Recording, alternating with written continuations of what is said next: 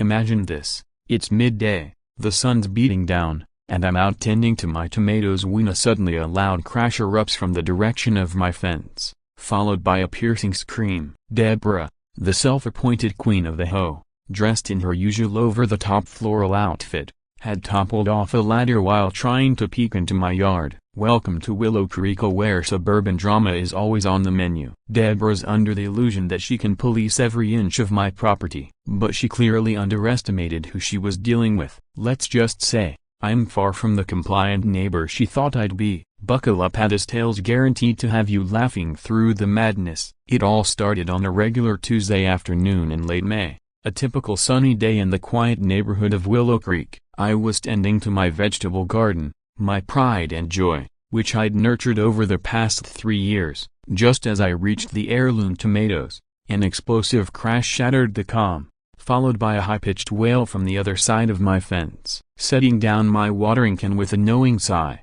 I walked over to investigate. I already had a pretty good idea of who the culprit might be. Sure enough, there lay Deborah Walshaw, our neighborhood's ever-vigilant Ho-president, crumpled on the ground next to a toppled ladder. Her floral dress was bunched awkwardly, and her knees were scraped from the fall. Lucas Bennett, she screeched the moment she caught sight of me, struggling to lift herself up with one hand while furiously pointing with the other. You're hiding something illegal in that yard. Why else would you need such a tall fence? It's against Ho rules. Her voice rang out like a siren, clearly meant to alert any neighbors within earshot. I kept my tone calm, though I was boiling inside. Deborah, you're trespassing. There's nothing illegal here. It's a vegetable garden, and the fence is well within the height limit outlined in the Ho regulations, which I've read cover to cover. Do you need help, or are you fine on your own? I couldn't help the smirk tugging at my lips as I watched her clumsily dust herself off. As she stood,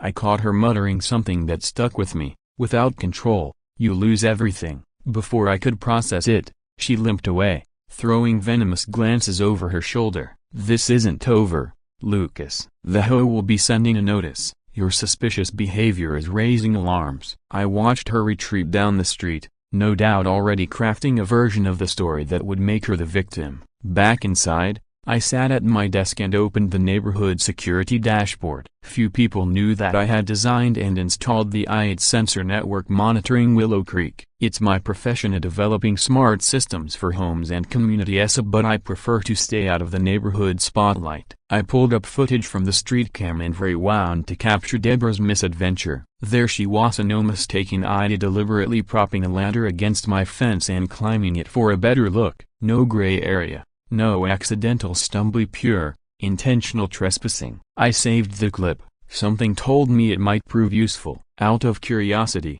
I ran a deeper scan and found something even more interesting. Deborah had been doing this regularly. Just in the past week, she'd peered into at least 3 other backyards, clipboard in hand, scribbling down supposed rule violations. Later that day, while I was prepping dinner, a soft knock came at the door. It was Evelyn Harper, my 60-year-old neighbor from across the street, holding a plate of cookies and sporting a mischievous grin. I saw Deborah's little tumble today, she said, stepping inside. That woman's been a nightmare since she took over the Ho 3 years ago. Did you know her husband left her? Said she was too controlling.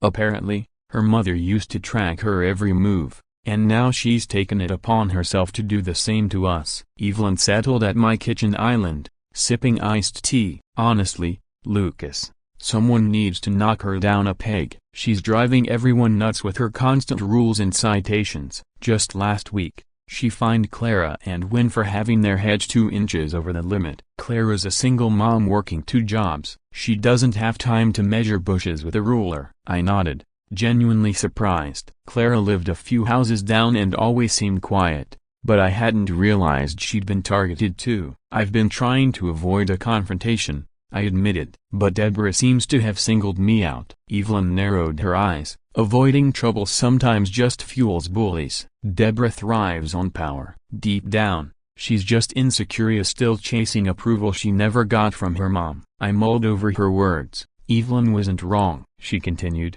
Just know you're not alone, Lucas. A lot of us are done with her nonsense. As she left, I noticed something strange: a small device mounted on the street lamp directly across from my house. It hadn't been there the day before, positioned just right to watch my front door. It was obviously a fake sensor. Deborah's doing, no doubt a weak attempt to rattle me. That night, I sat in my home office, hands flying across the keyboard. I scanned the system for that sensor. It wasn't even connected to the network, just a hollow prop meant to intimidate. But its message was loud and clear. Deborah had declared war. I leaned back in my chair, a slow grin forming. "So, you want to play games, Deborah?" I whispered. "Fine.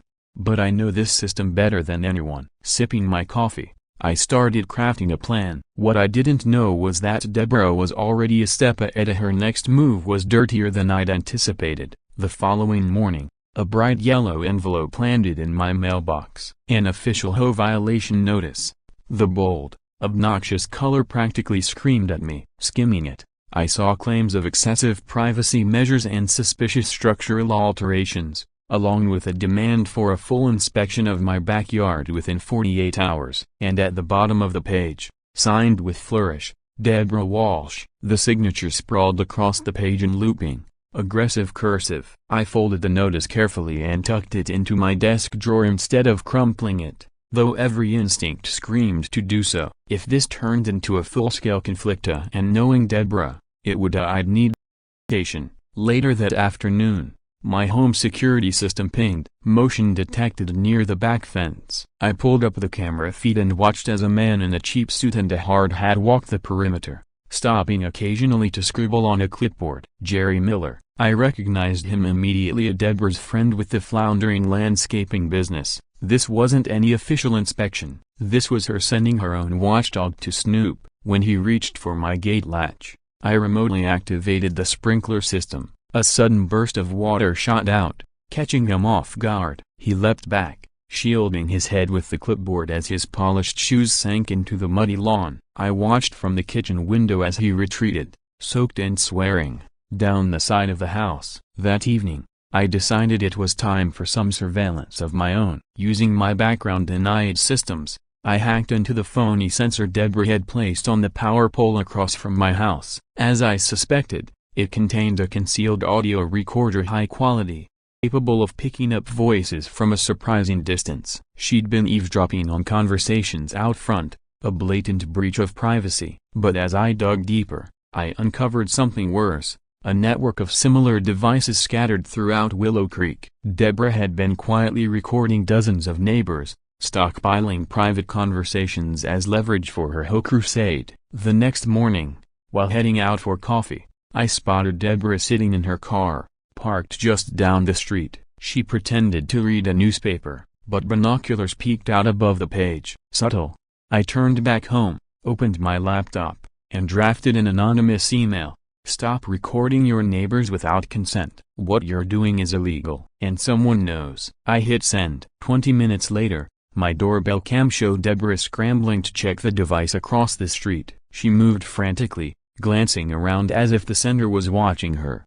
The panic was visible. Later that day, I ran into Tyler Reed, the maintenance worker, fixing a broken sprinkler in the community park. "Hey, Lucas," he said, shaking his head. "Heard Deborah's after you now." "Welcome to the club, man. She's got me doing double shifts without extra pay. Last week she made me repaint her porch. You called it a community property because it faces the street." As I walked home, I saw in her front yard, measuring her hedges with stressed precision. "You're Lucas, right?"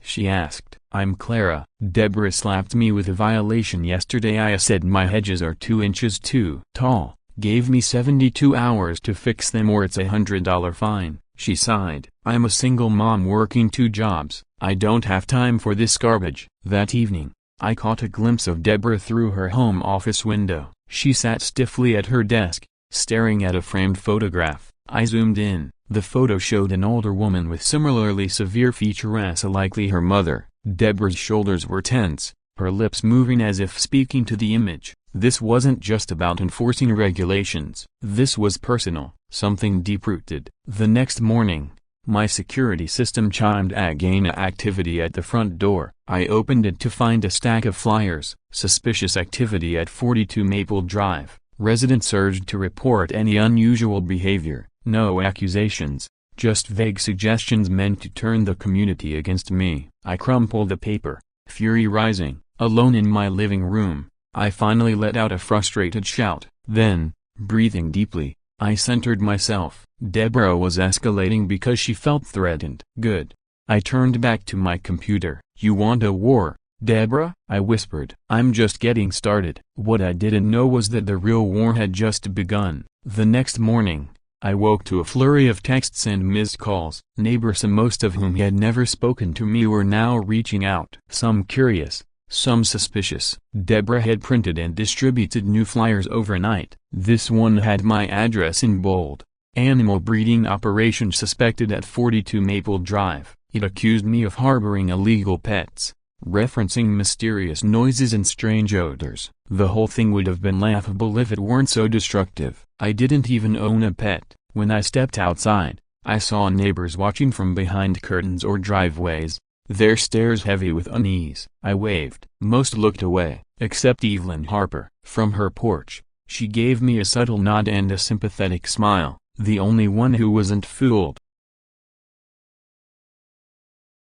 Could just sell the house, leave all this behind. But that would only embolden Deborah. She'd simply find a new victim, someone like Clara, who couldn't afford to fight back. I opened my files and started compiling the flyers, the fake censor, the illegal audio recordings, the trumped-up violation notices. In reviewing my security footage, I caught Deborah threatening an elderly resident, demanding they remove a small American flag from their porch because it didn't meet HOA dimensions. Her voice was clear. Remove it, or you'll be fined daily. I added a clip to my growing evidence folder, but I knew I still needed more, something decisive. That afternoon, a soft knock echoed at my door. Clara stood there, visibly shaken but resolute. She fined me $300, she said, holding up the latest notice. Claimed I was being defiant because I trimmed the hedges myself instead of hiring her landscaper. Her hands trembled. I can't afford this. My son's tuition is due next week. I'm already working 2 jobs. A broken bar. Clara sighed. I'm working double shifts. I can't keep up with this. I examined the violation notice she handed me. It was missing the required signatures from the rest of the HOA board. This isn't even legally enforceable, I told her. She's counting on you not knowing the bylaws. Clara's shoulders eased a little, though worry still creased her brow. Evelyn said you might be collecting proof about what Deborah's been doing at Broken Bar. I studied her for a moment, then made a decision. Would you like to see what she's really been up to? Over the next hour, I showed Clara selected evidence, the illegal audio devices, the video of Deborah threatening an elderly neighbor, the bogus violation notices. With each new revelation, Clara's disbelief gave way to shock and then, simmering anger. I had no idea it was this bad, she whispered. She told everyone you were running something shady here, maybe even dangerous. I didn't want my son near your house. I'm so sorry. I believed her. That evening, a formal notice appeared in my mailbox. A special home meeting had been scheduled to address my supposed violations and community safety risks. Just 2 days away, barely enough time to prepare. Deborah was listed as the primary complainant. The letter also bore signatures from 3 board members, all hand-picked allies who benefited from her selective enforcement of HOA rules. Later that night, my security system pinged a movement in the side yard. I checked the live feed. Tyler Reed. He moved cautiously along my fence line, then paused, staring directly into the camera. He held up a small USB drive and pointed to it with urgency. I disabled the alarm and met him at the side gate. Sorry for the spy movie theatrics, he whispered. But Deborah's watching you, and I can't be seen helping. He pressed the drive into my palm. It's from the community center's backup security server. Deborah doesn't know I have access. You'll want to see what she's been saying to the other board members. Once Tyler left, I plugged in the drive. What I saw stunned me. Deborah had fed the HOA board an elaborate string of lies, claims of noise complaints, foul odors, even fabricated visits from animal control. None of it was true. Worse, one clip showed her accessing the HOA's financial records in the dead of night. The angle didn't reveal what she was doing, but it was clear she had something to hide. As the night deepened, I sat by the window staring at the quiet street. This wasn't just about HOA violations, it was war, and I was now fully engaged. "I need something stronger," I muttered, not realizing just how close Deborah was to handing me the final piece. The morning of the home meeting arrived with a tense stillness. I'd spent the night organizing my defense, everything from emails to video clips, into a solid presentation. Then, a motion alert. Backyard, fence line. I switched to the camera feed and froze. Deborah was there. She positioned a ladder against my fence, tools in hand, shears, a small camera. Her audacity was breathtaking. Hours before the meeting, she was trespassing again, clearly attempting to plant or gather fake evidence. I hit record. She climbed with surprising agility, peering over into my vegetable garden, but the ground was uneven. The ladder wobbled, then collapsed. With a shriek, Deborah tumbled backward, landing hard. The ladder crashed on top of her, her face contorted in pain as she clutched her leg. For a moment, concern surged through me. Despite everything, I didn't want her hurt. I rushed toward the door, but before I could reach her, she limped off, face twisted in pain and rage. 3 hours later, as I was putting the final touches on my presentation, a police cruiser pulled into my driveway. 2 officers approached. "Mr. Bennett, we're here about an assault complaint. Miss Walsh says you booby-trapped your property. She's at Willow Creek Memorial with a broken leg." Disbelief washed over me, then anger. "Officers," I said evenly, "I have video footage of what actually happened." I showed them the footage of Deborah setting up the ladder, climbing it with a camera, then falling on her own. "She was trespassing," I said, "trying to record my backyard without consent. That's part of a pattern." I laid out the rest: the flyers, the falsified notices, the recording devices. The officers watched in silence. By the end,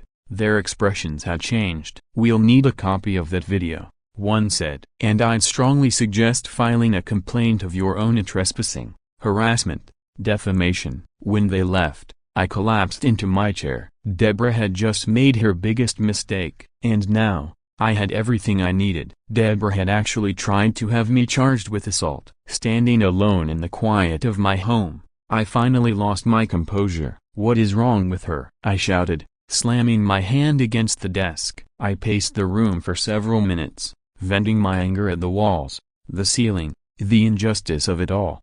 But gradually, my frustration gave way to clarity. Deborah had made a serious misstep. By filing a false police report, she had escalated the situation far beyond petty HOA politics. This was now a legal matter. And, fortunately, I had the evidence to prove the truth. I called the hospital, and not just out of a sense of responsibility, but to ensure everything was documented. A nurse confirmed that Miss Walsh was being treated for a fractured fibula. Just then, my phone buzzed with a message from Tyler.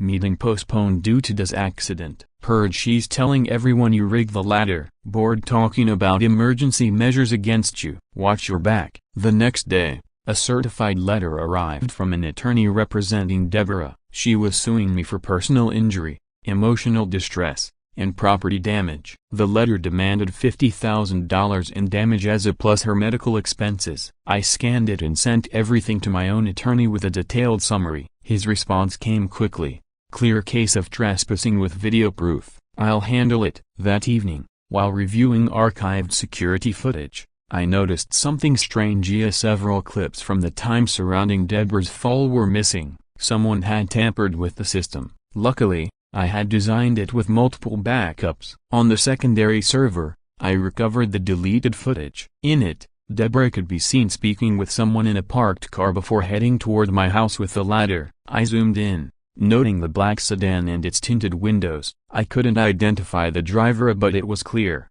Deborah hadn't acted alone. This was planned. The following morning, I awoke to the sound of murmuring voices. Peeking through my blinds, I saw a crowd gathered on my front lawn, and neighbors whispering, casting sidelong glances at my house. At the center of it all sat Deborah in a wheelchair, her leg in a cast, now theatrically adorned with colorful signatures. She was putting on a show, occasionally dabbing at her eyes with a tissue, gesturing as if reliving some harrowing trauma. A perfect performance. Only Evelyn and Clara stood apart, arms crossed, skepticism written plainly on their faces. I exhaled slowly and stepped onto my porch, ready to face whatever storm Deborah had stirred up. What I didn't know then was that her next move would drag us both into court and change Willow Creek forever. 2 weeks later, I found myself seated in the county courthouse for the preliminary hearing of Walsh v. Bennett. My attorney, Martina Rodriguez, sat beside me reviewing our exhibits. Across the aisle, Deborah sat with her cast propped up, this time with the addition of a neck brace she hadn't worn before. Her flair for drama hadn't waned. She flinched dramatically whenever someone glanced her way. Her lawyer, a slick man in a flashy, ill-fitting suit, leaned in, whispering strategy. Deborah hadn't just filed suit, she'd launched a smear campaign online, using a so-called neighborhood safety page to label me as the dangerous resident of 42 Maple Drive. She never mentioned my name, but the implications were clear. Everyone knew who she meant. Some neighbors had bought into the hysteria, crossing the street when passing my house, but others had started to question her narrative. The hearing began. Deborah's attorney launched into an impassioned monologue, portraying me as a volatile recluse who had booby-trapped his yard to harm the HOA president. He claimed Deborah had simply been conducting a routine inspection from public property when she fell on deliberately unstable ground. Deborah dabbed at her eyes again, her shoulders trembling with rehearsed emotion. Then it was our turn. Martina walked the judge through the events methodically, starting with the harassment, the falsified complaints, the surveillance footage. Silence fell as the court watched video of Deborah trespassing, placing the ladder, and falling when it slipped on uneven soil. Your Honor, Martina concluded, this lawsuit is a thinly veiled attempt to weaponize the legal system in an ongoing campaign of harassment. The plaintiff was trespassing, and every allegation she's made is contradicted by video evidence. Before the judge could respond, Deborah's lawyer sprang up. Your Honor, we have reason to believe the defendant's video has been tampered with. Mr. Bennett is a tech expert with the tools and knowledge to alter digital footage. He held up a flash drive. We have witness footage that clearly shows Miss Walsh was on public property when the incident occurred. My stomach tightened as the judge ordered the footage to be played. On the screen,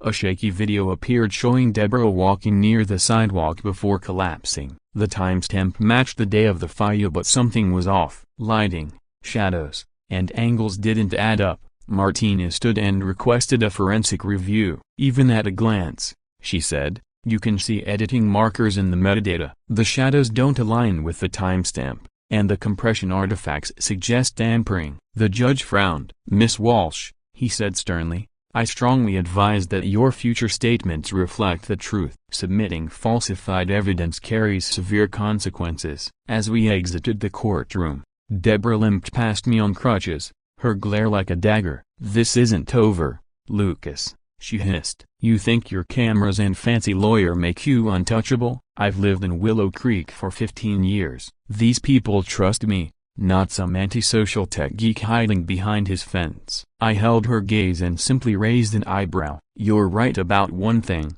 I said. This isn't over, not by a long shot. That evening, Tyler, Evelyn, and Clara gathered in my living room. It was time to plan our next move. Deborah's getting desperate, Tyler said, shaking his head. She cornered me at work and offered to forgive all my HOA violation Vanessa if I'd testify that I saw you tampering with the ground near your fence. Clara pulled a folder from her bag and set it on the coffee table. I work at First National Bank, where Deborah manages the HOA accounts. Yesterday, she came in and withdrew $5,000 in cash. When I asked about the required second signature, she claimed it was for an emergency legal expense and that the board had approved it. My mind began racing. Why would she suddenly need $5,000 in cash? The timing right after the judge ordered a forensic analysis of her doctored video was no coincidence. Was she trying to bribe someone, maybe the technician who faked the footage? Later that evening, I spotted Deborah meeting her attorney at the community park, well out of earshot from any homes. I couldn't hear what they were saying,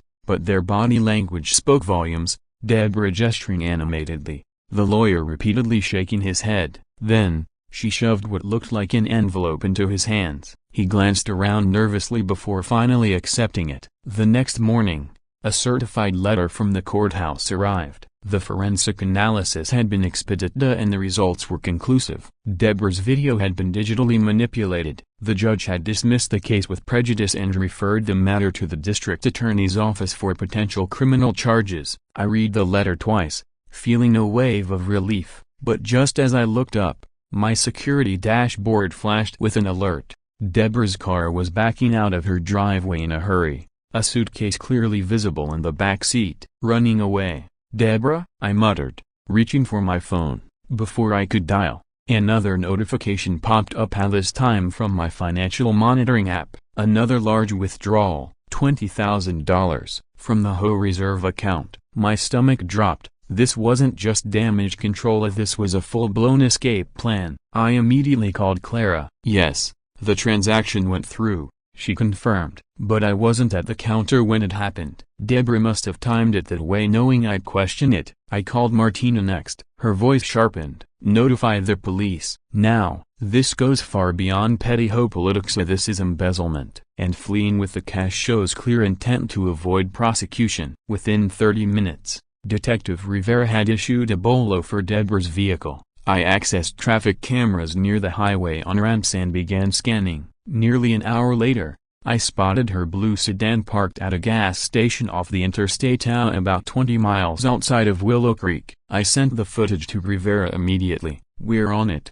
he confirmed. As I waited, I couldn't help but reflect on how everything had spiraled so dramatically. What began as a petty squabble over a fence had unveiled something far more sinister: financial crimes that might actually land someone in prison. That evening, Detective Rivera knocked on my door. "We got her," he said. Deborah had been found checking into a motel near the state line, using a fake name. She had the cash in her suitcase along with a burner phone and what appeared to be fake ID documents.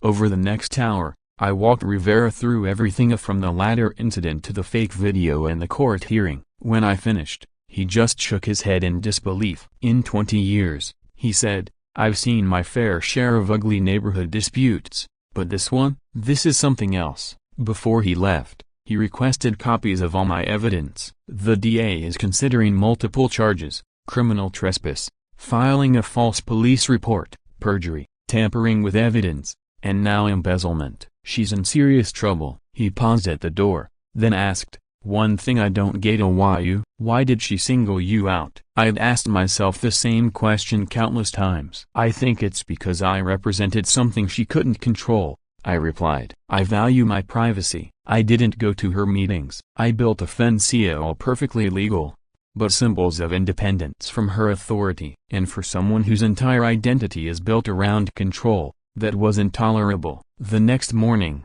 I was jolted awake by the slam of car doors. I peeked through the blinds. 3 police cruisers and an unmarked car were parked outside Deborah's house. Officers were approaching the front door with a search warrant in hand. Curious, I watched as the final chapter of her deception began to unfold. Neighbors began to gather on their lawns, watching silently as officers carried box after box of documents and electronics from Deborah's house. Among them, I spotted Evelyn and walked over. "They've been at it for an hour," she said. Clara just texted Ida. "Apparently they've found even more financial discrepancies in the HOA books. Deborah's been siphoning funds for years." Tyler joined us, handing out paper cups of coffee. He lowered his voice. "You won't believe what they found at the community center: an entire filing cabinet full of personal data on residents, bank records, credit reports, even medical info." She used her position to gather it all. A chill crept over me. Deborah hadn't just abused her authority, she had invaded the deepest layers of her neighbors' lives,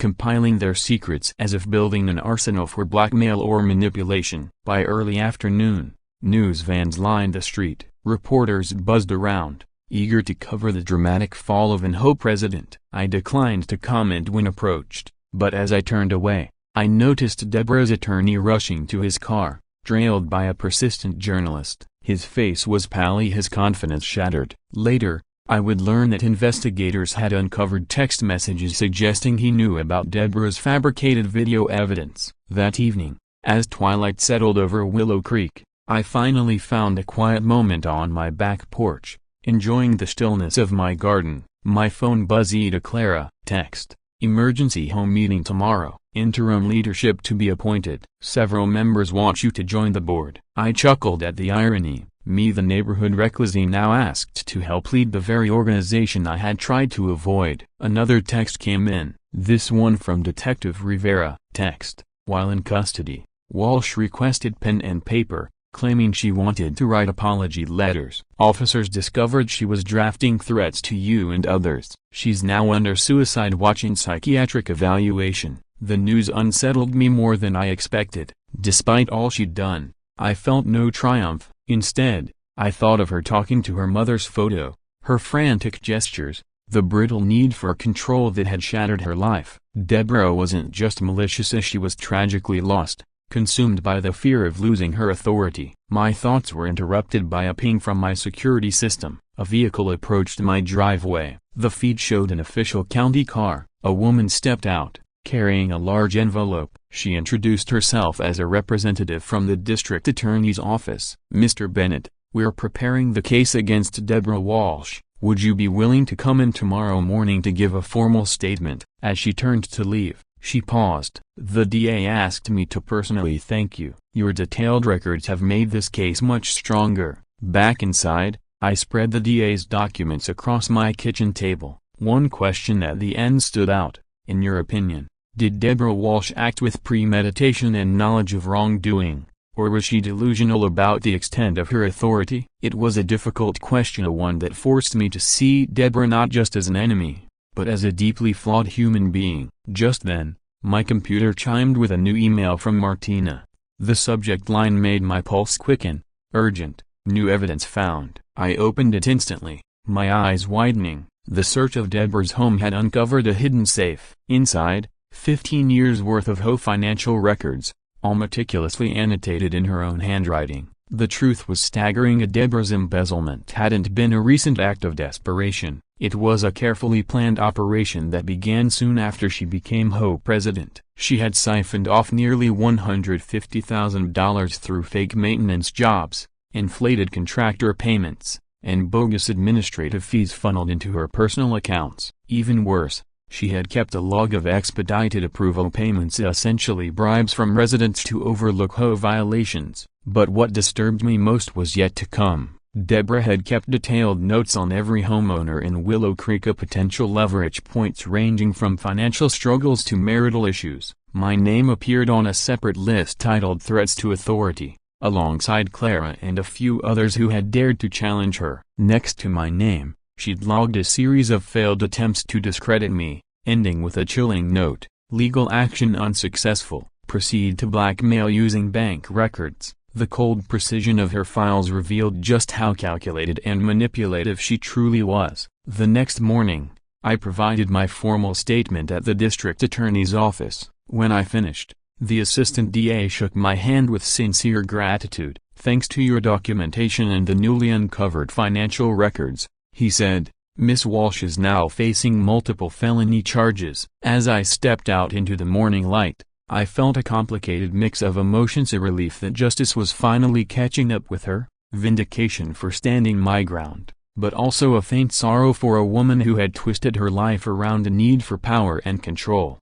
2 days later, the emergency home meeting was held at the community center. Nearly every resident showed up, the room humming with disbelief as the full extent of Deborah's deception was laid bare. The interim HOA board presented an initial damage report and outlined a path forward to recover the stolen funds. When I walked in, conversation quieted as heads turned, not with suspicion this time, but respect. A few neighbors approached to apologize for having believed Deborah's lies. Others thanked me for refusing to back down. Clara leaned in as I took my seat beside her. The board has a proposal, she whispered. We need someone with tech skills to help secure our systems. Would you consider an advisory role? I chuckled softly at the irony. After all my efforts to avoid HOA involvement, here I was being asked to help lead it. But I saw the sincerity in Clara's eyes and in the eyes of my neighbors. They needed help rebuilding what had been broken, and I realized I couldn't just step aside. The meeting continued with plans for an independent financial audit, new checks and balances, and improved transparency in how community issues would be handled. During the Q&A, An elderly man admitted he had paid Deborah $800 to speed up his gazebo approval. "You're not at fault," said the interim president, retired Judge Howard Simmons. "Your victims, every one of you." Toward the end, Simmons made another announcement. "Deborah has accepted a plea deal. She'll make a public apology next Saturday before serving a sentence of 8 to 12 years. A ripple of approval moved through the crowd. The morning of the apology arrived with clear skies. By 9:30, the community green was packed. At exactly 10 o'clock, a police car pulled up. Deborah stepped out, flanked by officers. Gone was the commanding woman we'd once feared. She looked worn, her dress wrinkled, makeup smeared, and she still wore a cast on her leg. Yet, she refused help as she hobbled to the podium. She stood in silence for several seconds, face tight with conflicting emotions. Then, in a low monotone, she began, "As part of my plea agreement, I am required to apologize to the residents of Willow Creek for my actions as HOA president." Her delivery was robotic, clearly an obligation, not remorse. When she reached the part where she addressed me directly, her voice sharpened. "I apologize to Lucas Bennett for my attempts to discredit him." The pause before speaking my name, the choice of words that all revealed her continued unwillingness to fully own up to what she had done. As Deborah was led back to the cruiser, Clara stepped forward to address the crowd. "On behalf of the new HOA board," she said, "I want to assure everyone that Willow Creek is beginning a new chapter, one rooted in fairness, transparency, and respect." Applause broke out, not just for her words, but for the promise of a fresh start. As the police car pulled away, neighbors lingered, talking with one another openly, warmly. The fences that once divided us began to feel a little lower. In the weeks that followed, the transformation was undeniable. My first act as technology advisor was renaming the neighborhood's Wi-Fi to HOA Free Zone, a little joke that quickly became a badge of pride. I also installed a small sign at the edge of my yard, "Private area and no ladders allowed." It became a neighborhood landmark,